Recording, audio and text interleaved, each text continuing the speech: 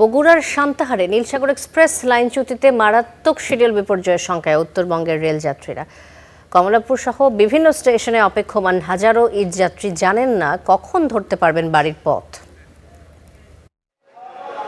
পরিবারের সাথে ঈদ আনন্দে মেতে উঠতে রাজধানী ছাড়ছেন নগরবাসী। চাপ বেড়েই চলেছে ট্রেন, বাস, লঞ্চে। এরই মাঝে হঠাৎ দুঃসংবাদ, বগুড়ার সান্তাহারে নীলসাগর এক্সপ্রেসের 7 বগি লাইনচ্যুত, আহত অর্ধ শতাধিক।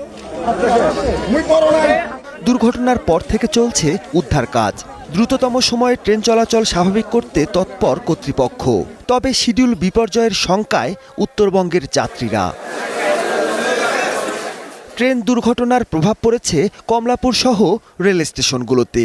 উত্তরবঙ্গগামী যাত্রীরা জানেনই না কখন স্বাভাবিক হবে রেল যোগাযোগ, আর কখনই বা উঠতে পারবেন কাঙ্ক্ষিত ট্রেনে। যেহেতু লাইনচ্যুত হয়েছে ওই হিসাবে আমরা কয়টায় পুষবো সেটা তো বলা যাচ্ছে না। নিশ্চিত নাই কখন এই ট্রেন ছাড়বে, কখন যা বাড়ির উদ্দেশ্যে রওনা দিছি, কখন পৌঁছাবো। একটা চিন্তায় আছি কিভাবে যাব, কতক্ষণ লাগবে, এখনো ট্রেন ছাড়তেছে না।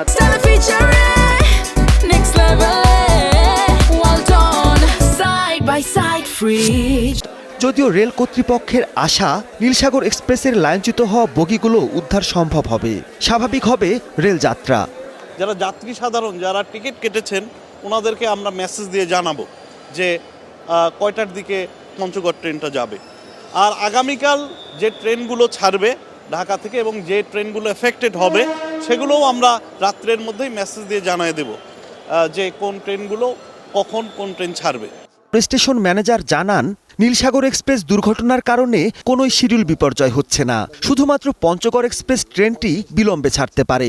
উত্তরবঙ্গের সাথে একবারে রেল যোগাযোগ বিচ্ছিন্ন আসলে জিনিসটা এরকম না। উত্তরবঙ্গের সাথে সাধারণত যে গাড়িগুলো সান্তাহার জংশন দিয়ে সৈয়দপুর, পঞ্চগড়, ওই দিকটা গাড়ি 3টা গাড়ি এফেক্ট করবে, অন্যগুলোর উপর দেওয়া। আমার বিশ্বাস, আমাদের ধারণা এখান থেকে আজকে কোনো এফেক্ট পড়বে না।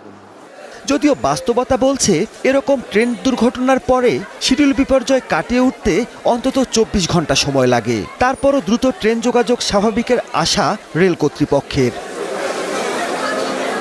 Mahmudul Hasan, star news, Dhaka.